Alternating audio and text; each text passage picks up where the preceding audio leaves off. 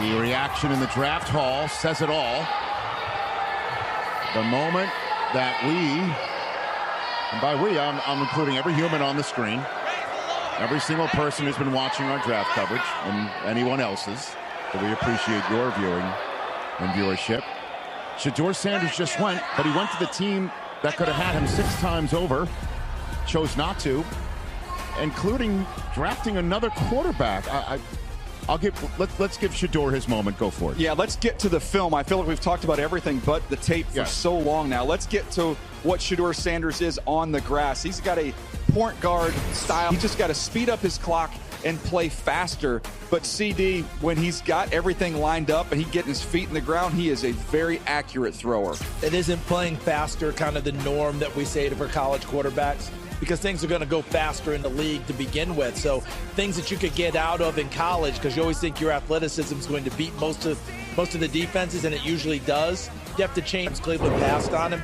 We might be just getting an idea of where Cleveland had him ranked, and now they got him in that spot. I understand all this, but here's the best part for him.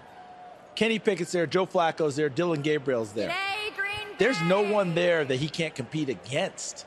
This is still an opportunity for him to be a starting quarterback in the NFL. It is a big quarterback room, but it's not one that's so daunting that Shedeur Sanders, who was a borderline first-round talent, can't go in there and compete. And to me, it's the right style of offense. They got the runners for him earlier in the draft. The way Stefanski calls plays, this fits what Shedeur Sanders is going to need to go forward in the NFL. He's going to hate where he went, but it's a good spot.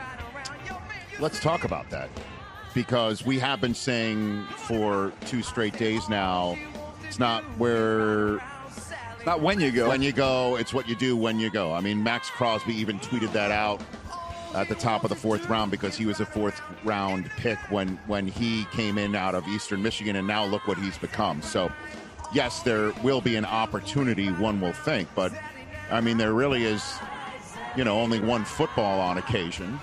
And on top of that, how does that conversation go when you call him? Like, how, you know what I mean? Like, I thought the exact same thing. Who picked up the phone and called? I'll tell you exactly how it goes. First of all, the first thing is Shedeur had to verify whether it was real, because I saw that video, which is insane that somebody would ever do such a thing to anybody. Forget about who it is. But outside of that, how does that conversation go? Like, we're going to give you a shot, we're going to give you this, we'll give you that.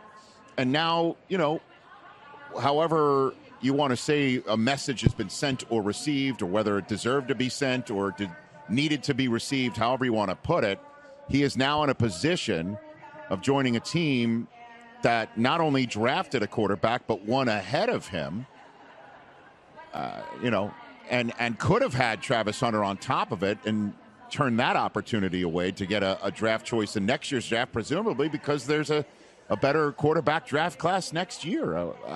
I'll give you the floor on that. This is how this phone call goes. First of all, congratulations. You just got drafted in the National Football League. That's a special moment. So enjoy that. I know you're frustrated that you fell this far. The next thing I would say is, I know you're a competitor. You know you're a competitor. Well, this is the biggest competition of your life, because when you were in high school, you were the quarterback. When you were in college, at both stops, you were the quarterback. There was no competition. You listed off all these names. You have to fight, first of all, compete to win a job on this team. You've got to get a spot. Then after you do that, now you've got to compete to try and move your way up that depth chart. For some of the criticism of Shedeur, and some of it is, well, everything's been handed to him and it's been kind of controlled and the path has been laid out by Dion. He's coming into one of the most crowded quarterback rooms in the NFL as a 5th-round pick. He is going to have to earn everything. So that competitive nature, your dad's one of the most competitive people that's ever walked this earth. We're getting ready to find out how competitive Shedeur Sanders is. He's going to have to earn everything. He's going to need the Baker Mayfield chip, their former quarterback, carry that with him. I co-sign on everything that you're saying, Daniel, and I think of it this way. I bet it's happened to you. I bet it's happened to you. There have been times where you have not gotten what you thought you had earned the way it came down. You've gotten news about certain things that you thought, you got to be kidding me. How come I'm getting this? How come I'm getting something else? I thought I deserved this over here. But the opportunity remains. What are you going to do now that that's in front of you? Are you going to continue to say, well, I wanted this over here? That's not there anymore. This is what's here. It's right now. I've experienced it. I think a lot of people at home have experienced it. What's going to be the next step for you? You can be angry. You can be upset. I get it. The next step is go out and fight. And I'll guarantee you that's part of what they're talking about in the Sanders family right now. You get a chance to show the guy that picked ahead of you you're better than him. You get a chance to show a guy who's won a Super Bowl that you're better than he is. You get a chance to show that a guy who's a first-round pick that you're better than he is. This is your opportunity. So Shedeur Sanders, I get it. The frustrations are. I've wanted to give you a hug for 2 days now. But now's the chance to get up and go. I've been there. It's not fun, but you got a choice to make. Battle or not. I think he's going to battle. Well, in case anybody's wondering how often we see a draft where one team takes two quarterbacks in the same draft, it happened last year. The Patriots chose Drake May 3rd overall, then later on chose the current backup quarterback in Dallas and Joe Milton. And part of the reason why New England drafted 4th overall this year is because Joe Milton won a game at the very end a game of the Buffalo season didn't even show up for. That turned out for being Gerard Mayo's last game as head coach. But be neither here nor there. We're currently looking up. Pittsburgh did it in 2022 as well. Look, the biggest one is RG3 and Kirk Cousins. Well, but so I know it's I'll different. ask that question. But it's different, that but was it's there. Because I remember. We were there. And I remember, I looked right at you guys. I looked right at Mayock, who was sitting in your chair at the time, DJ, and I said, what is Washington doing right now? Because the only way that Cousins plays is if for RG3 it goes so terribly bad for RG3, and then eventually it did, and Cousins then became the guy, one of the most generationally enriched year-to-year players this league has ever seen. No doubt. And now one of the most. How do you do all that? Denzel Ward just told him it's time to be legendary. Let's do it. Now that's the leadership that you need in your locker room. That's what I was talking about last night. Everyone's like, well, it could be a circus, this, that, the other thing. You need leaders in your locker room to basically say, now it's time to be legendary. That's his word that he normally puts a hashtag in. Thank you. And don't think for a second Denzel Ward's not being intentional by using that word. Right. You've used it. Here's your opportunity. Let's go ahead and be legendary. Right, and that's a way of him saying, welcome to the team. But what you just said, that it's now time to compete for your spot and show that particular. The only thing you missed was the hashtag. Ian Rappaport wants to chime in. Ian? I wouldn't have missed the hashtag, by the way. Let me explain what is going on in the Cleveland Browns quarterback room. You have Deshaun Watson, retore his Achilles, not expected to play this year. Everything else is now completely up for grabs. You want to take a look at this draft? Let's do it. Dillon Gabriel, a high-energy, kind of run-around future backup. That does seem to be where the Browns have him targeted.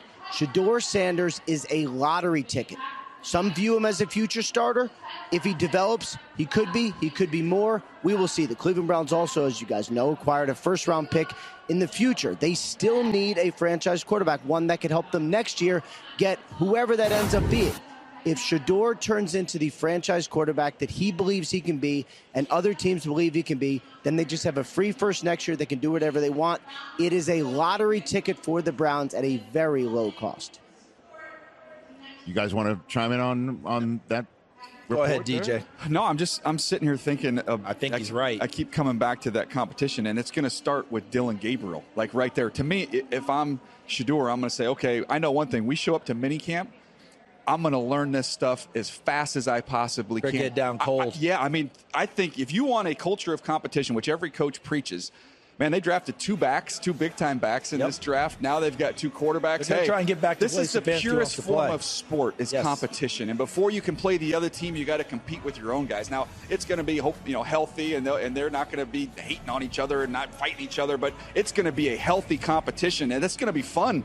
Practices a rookie minicamp, man. We've got a quarterback competition at a rookie minicamp. How great is that? I would run to Cleveland for the playbook and the opportunity right now. Because exactly what you're saying, Dillon Gabriel, that's who he is. That's what he's about. He's done it at 3 different places. UCF, Oklahoma, Oregon, and did it at really high level. Adapted, changed, learned teammates, learned schools, all these things. I would run there if I'm Shedeur Sanders. I'd have my dukes up, and we're going to fight. I've said this multiple times in different ways already today. We've all had these dings along the way, and there's been days when I've gone and been in the fetal position and turned down the shades, and I got to find a way to come back.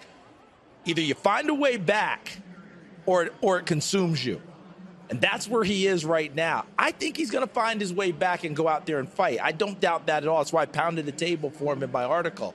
But that's where the moment of truth is. But I'm a firm believer. What Ian said is right. It's a lottery ticket for Cleveland, but it's an opportunity because I think Cleveland wants to play the best guy. They've gone through more quarterbacks again in the last few years. They're ready to play, and getting the backs, what they're doing with the line, they're signaling Kevin Stefanski football is back in play.